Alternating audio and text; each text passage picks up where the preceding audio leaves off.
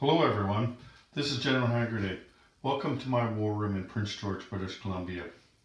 Well, I already did this video twice, and I'm not going to redo the whole thing over again for a third time, but there's some corrections and some updates that I want to give you for the Elite of the Soviet Union expansion set.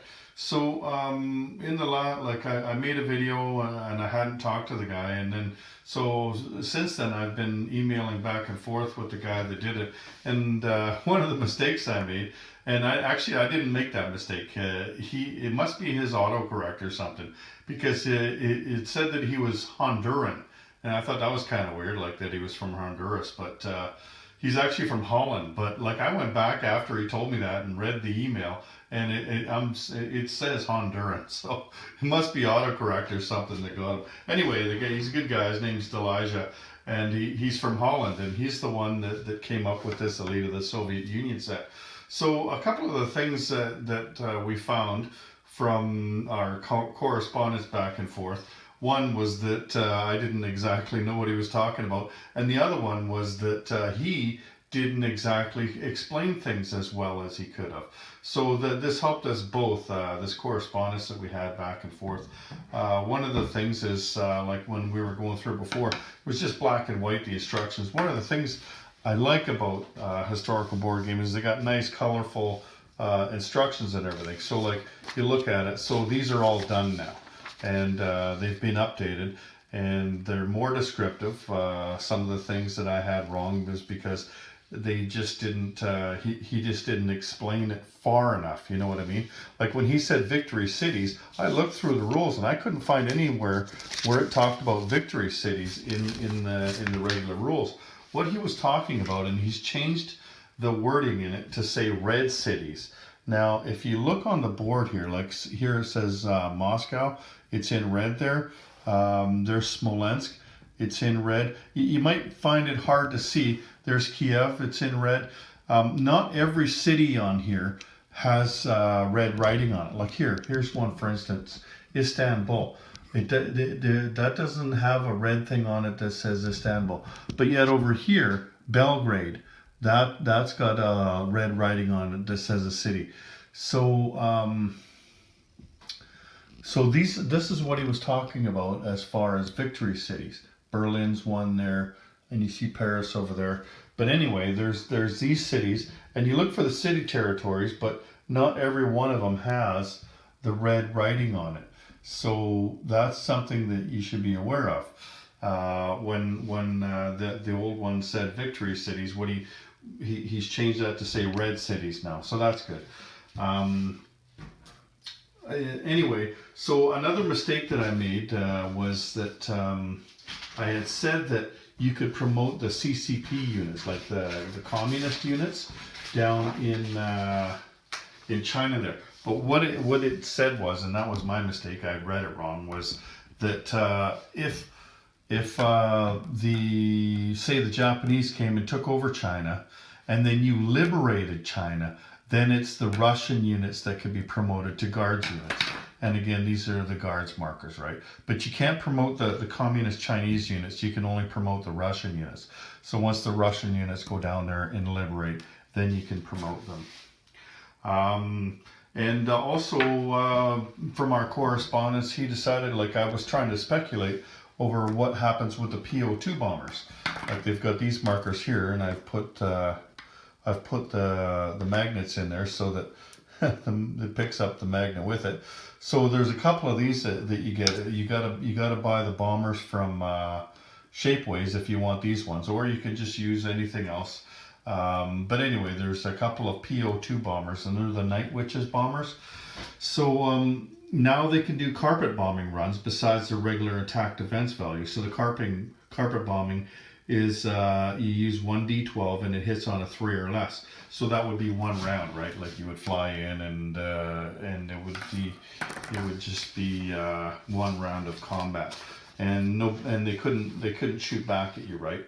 But normally it's attack 3, defense 3, a movement of only 2, and costs 5 to buy these things. But you're going to get them for free though. Where is it? If Moscow is in possession of the USSR in the place units and income phase of July 1941. You'll get 2 free ones if you're playing with this set. But with the movement of 2, so you're in Moscow here, like you'll be carpet bombing people beside you, and that's it, right? Because it's only got a movement of 2. 3 because you're at an air base, but really, I guess you could go there, you know what I mean? But you're not going far. These guys are fairly underpowered, but at least they got the carpet bombing now. Like they can take part in regular combat, so you're sending other units in, and they're staying and they're keeping, or you can just, if you don't want them to get shot at, you just go in, you roll the dice, and then you come out again. There's no defense against that. What else? Anyway, he added that carpet bombing because I suggested it. I didn't mean to suggest it. I just thought that's how you used it, because that's how you used it in the Elite Fighter Squadrons one. And so he thought that was a good idea. So the Order of the Red Banner. Now there was something that's what I got wrong. It's these ones here when you take back a city, right? The red cities he's calling them. But there's also one more thing that he's added since I did the video. He decided to update it, and that is that you can use a submarine to take out a capital ship. So a Russian sub to take out a capital ship, and then like before it was just an air unit that took out a capital ship. So now it's a sub or an air unit that takes out a capital ship. And then if it gets the last hit on that capital ship when it gets taken out, then that thing would get promoted. So you could promote a sub to Order of the Red Banner, right? That's something that's new. And what else do we got here? I'm just going through my email here. I was speculating as to why there was no promotions in Finland here. Like I was wondering why. Like it says that no promotions in Finland has to do with the massive casualties suffered in fighting the Winter Wars and limited the Soviet successes. So just because this was such a tough war on them, that's why you're not getting promoted in there. Land units can only be promoted if they participated in the capture of a land zone. What else? I think that's just about it. I think one thing I said was that you could promote. Yeah, I just said that, land units. So I was saying like you could have promoted a fighter, you know, like a fighter had taken part in an attack and he was surviving, that you could promote him, and you can't. It's just the land units for the most part that get promoted to guards unit, except for like I was saying with these guys, these guys can get promoted to the Order of the Red Banner if they are the last hit on the capital ship. And of course this is the other kind of chip, and that's only if you're using the commander set, and they get to use that if they take out Berlin. And that's going to make your commander +1.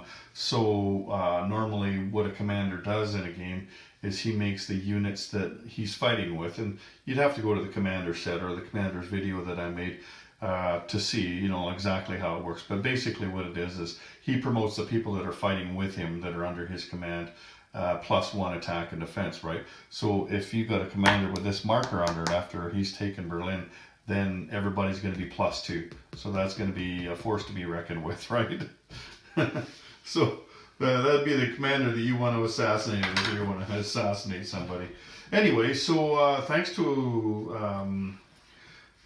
Delija for getting back to me on that. And he actually got back to me a while ago, but I've been busy lately, and I had my Axis and Allies board set up, and so I couldn't really, you know, I didn't want to put these markers on the Axis and Allies board, you know what I mean? It's like 2 different games, right? So I wanted to wait until I had this board back on the table, and then I could do that. So thanks to him, and for not only for getting back to me and for helping me understand this, but also for making this set. This is a great set, and I was really thinking we needed something like this for the Russians, because just about everything as far as expansion sets go are either for the Axis or for the Allies, and the Russians are not part of the Allies here. The Russians are their own side, and so they needed a bit of help, and so this set is going to give them a bit of help. It's going to give them a boost in this game. if you're using expansion sets for the other guys. There just wasn't a lot there for Russia. The things that were for Russia were stuff that helped everybody else too, like the Commander set or the Partisan set, right?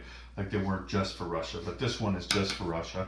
And so kudos to him for coming up with something like that. Something that's gonna, more than anything, counteract the elite of the right, because that set's pretty deadly and an awesome set too. So anyway, that's all I got for you. It's just a short video here, just to update the other video. So take care, everyone. Oh, if you want to know what I was just talking about there, you might want to go and watch that other video too. So take care, everyone. General Hand Grenade out.